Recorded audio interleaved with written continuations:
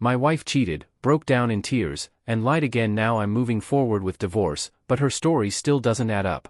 I'm a 32-year-old man, and I've been married to my wife, Kate, 30F, for 4 years.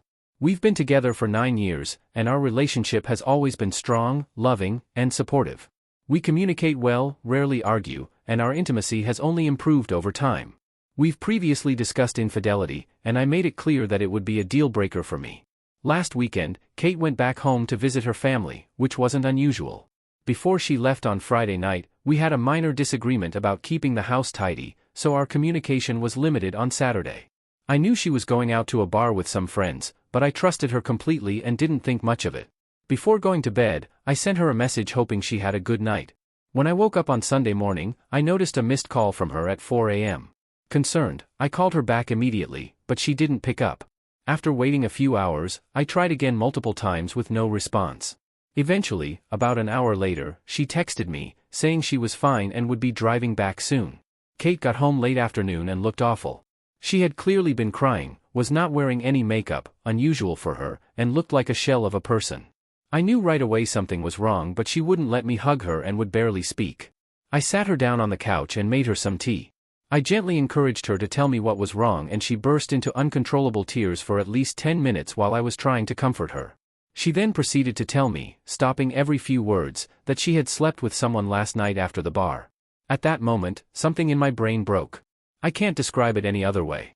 I immediately got up and jumped in my car and drove off. I went to a park and walked around it for about an hour. Kate was calling my phone constantly and I turned it off. When I got home, I grabbed 2 suitcases from the garage and went to our bedroom. I threw some of Kate's clothes and shoes into them and left them by the front door. Kate was lying on the floor in the living room, curled up into a ball sobbing. I called her best friend who lives nearby and told her that Kate needed a place to stay and a ride to her place and that Kate could explain everything to her later. I told Kate I was leaving for an hour and that her friend was coming to pick her up. She grabbed onto my legs trying to stop me from leaving. When I returned home again, Kate was gone and so were the cases. On Monday, with a clearer head, I answered one of Kate's many calls and told her that I needed her to send me an email with as much details as possible of that night, and if she leaves anything out, there will be no hope of reconciliation. I received this email on Monday night but still haven't opened it. Since then, people have been constantly trying to reach out to me, but I've just been focusing on work, exercising, and sleeping. One of Kate's friends even showed up at my house with an attitude, demanding an explanation. I simply told her to talk to Kate and shut the door in her face. I've also started consulting with divorce lawyers, moved money into separate accounts, and blocked Kate and all of her friends on every platform. Since finding out, everything I've done has felt like I'm running on autopilot. I don't feel angry, sad, or overwhelmed, just completely numb. Yesterday, Kate slipped a note through the door asking me to meet her tomorrow, but I feel conflicted. Should I see her? Would it change anything? Is there any point in trying to reconcile? Is it normal to feel this detached, like a robot? And how do I break out of this state? Edit, just to clarify, when I first got home, Kate admitted it was consensual. She was drunk but fully aware of what she was doing. Relevant comments. Azurpa. You should make sure to read her message carefully and determine if she had a blackout that night, if she woke up not knowing where she was or how she got there, with her last memory being at the bar with friends. Unfortunately, you acted quickly, so you missed the chance to contact those friends and see if they might be covering for her. That is, if she truly doesn't remember and hasn't admitted to anything. What if it wasn't consensual? Clearly, her tears didn't do anything to put out the fire. Oop. She confirmed that it was consensual. She was drunk but fully aware of her actions. That was one of the first things I asked when I got home. Of course, I also asked her why, but she just kept sobbing and crying. Update. After reading through the comments, I decided to meet with Kate but chose not to read her email beforehand. She came to the house yesterday, and when I opened the door, she looked awful. As soon as she saw me, she tried to hug me and began mumbling apologies, but I stopped her. We then sat down to talk. Right away, I told Kate that I would be recording our conversation, and she agreed. I asked her to explain what happened and mentioned that I hadn't read the email she sent. Kate told me she had gone to the bar with 2 friends, both of whom I know and like. She listed what she had to drink, and I was surprised by how little it was. It was the same amount we'd normally have during a dinner out, just a few glasses of wine and a cocktail. She admitted she was only slightly tipsy. One of her friends, Sarah, has a younger brother, Max, 27M, who picked them up around midnight. Their group has an ongoing joke about Max having a huge crush on Kate since high school, and I had heard them tease about it before. After picking them up, the four of them went to grab some food. Max then dropped each friend off until it was just him and Kate left. She said she didn't want him to drive 20 minutes to her parents' house after he had worked all day, so she decided to order an Uber from his apartment instead. Once inside, she struggled to get an Uber.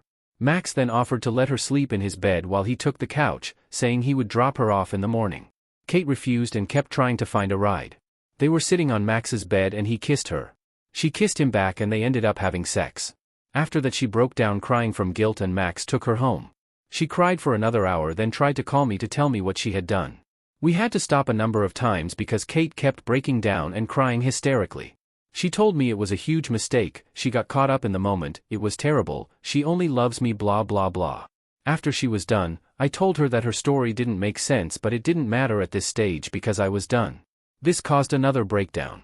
I told her I was going to continue with the divorce preparations but for the next month we would be separated with no contact. I also told her that we would both remain faithful, would get a full STD panel and she would tell our mutual friends and family what happened. If she sticks to these conditions, I would be willing to meet again to see if there was any way forward other than divorce. She enthusiastically agreed to this but made it clear that she did not expect me to stay faithful to her. I know many of you will criticize this decision but I need to be sure that divorce is the right option after I have had time to process everything that has happened. I am still 99% sure that is where we are heading but I need to be 100% certain. Relevant comments. Clear-headed 1. You should consider reaching out to Sarah and getting her side of the story. If you even think about giving your wife another chance, a strict condition should be that she has absolutely no contact with Max. Your wife would have to accept this, even if it means ending her friendship with Sarah, especially if Sarah refuses to acknowledge that her brother is no longer welcome in your wife's life. Honestly, I can't shake the feeling that Sarah might have played a role in setting this up. She's fully aware of her brother's long-standing crush on your wife and could have been hoping for something to happen between them. Oop. Thanks for the advice. But at this point, does it even matter? She cheated, maybe just this once, maybe multiple times, but regardless of whether Sarah was involved or if Kate completely cuts her out, it doesn't really change the situation. Not trying to be argumentative, just questioning whether it's worth digging any deeper. Update. A lot has happened over the past week, so I figured I'd post an update for anyone interested. First off, I'm no longer in robot mode. Instead, I've been experiencing intense waves of anger and betrayal. To cope, I've been keeping myself occupied with work and exercise. My friends have also been amazing, they've been dragging me out of the house to hang out and take my mind off things. I finally decided to read Kate's email, and I really wish I hadn't.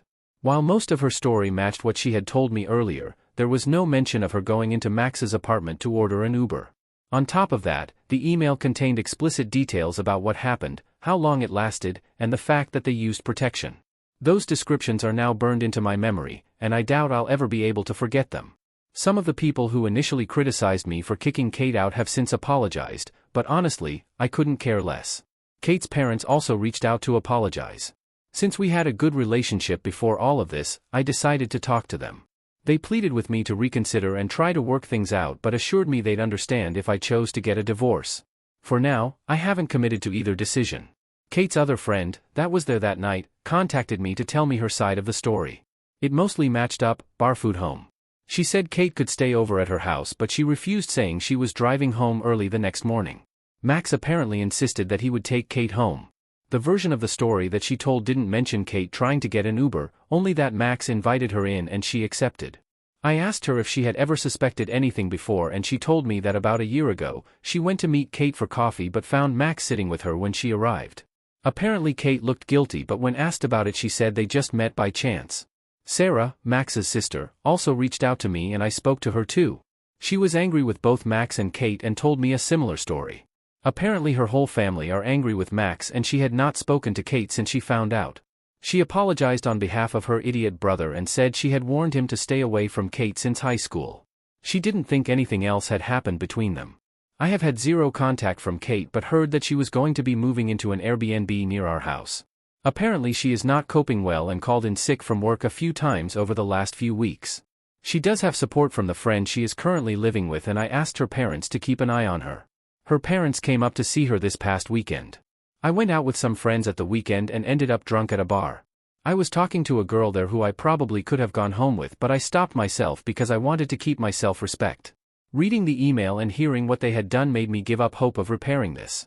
Especially when I know she is not being truthful with me on other things, so who knows. I will be moving ahead with the divorce and might not even wait a month before telling Kate that this is my final decision. Update.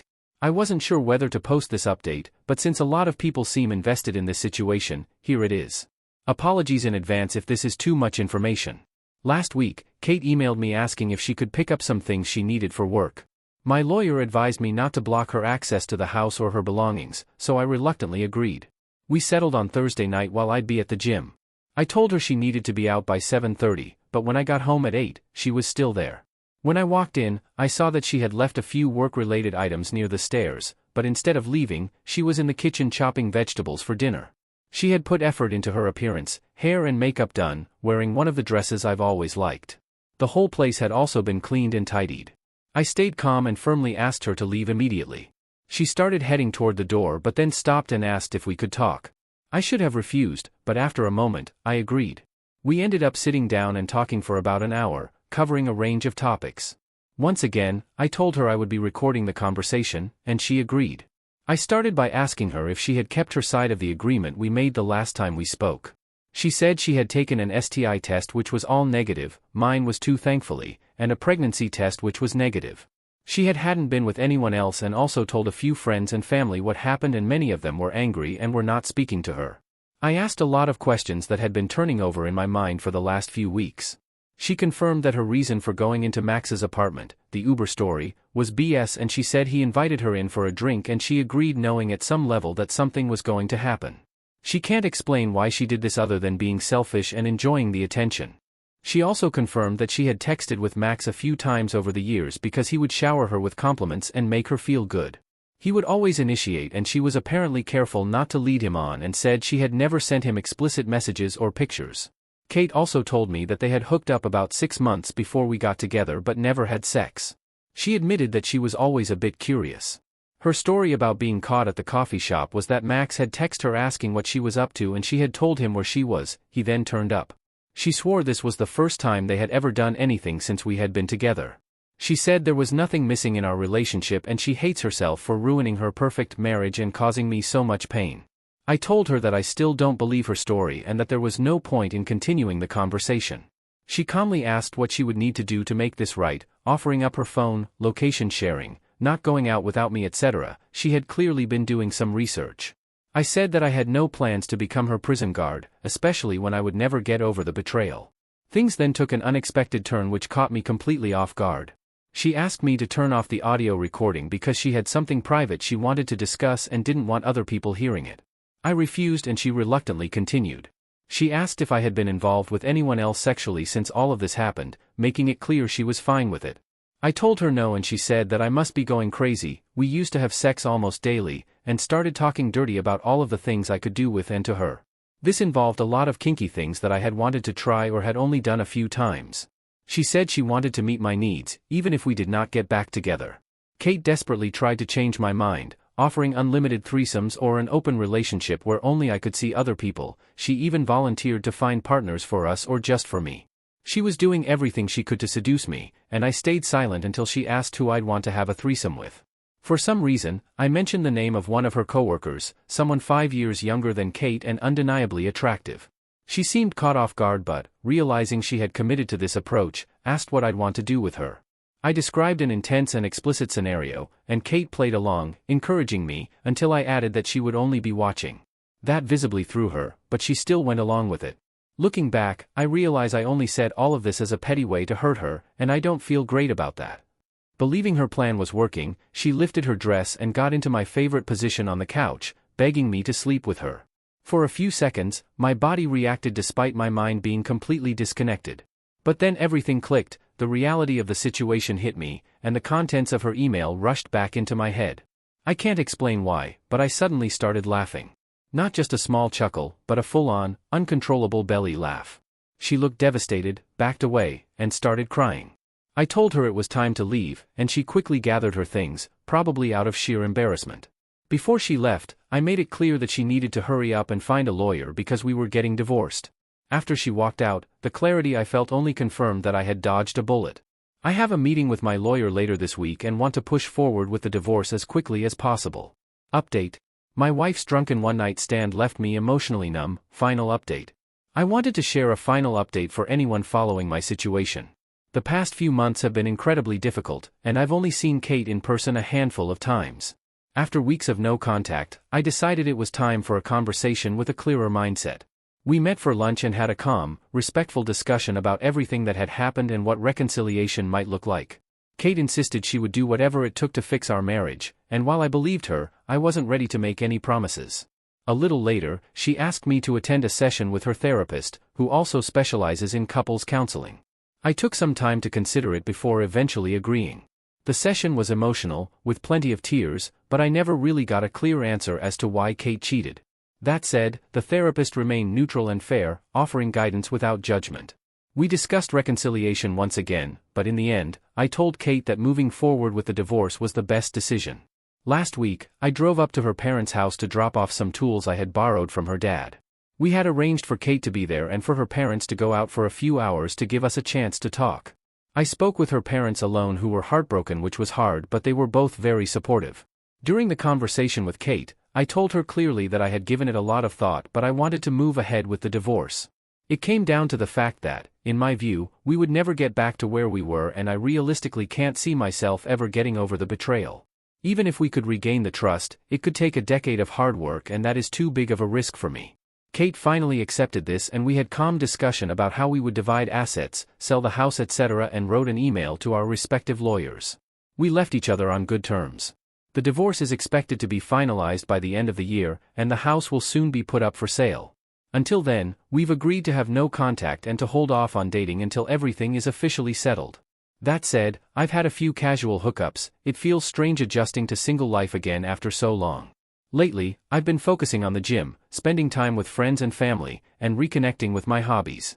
While the end of my marriage is still painful, I'm optimistic about the future.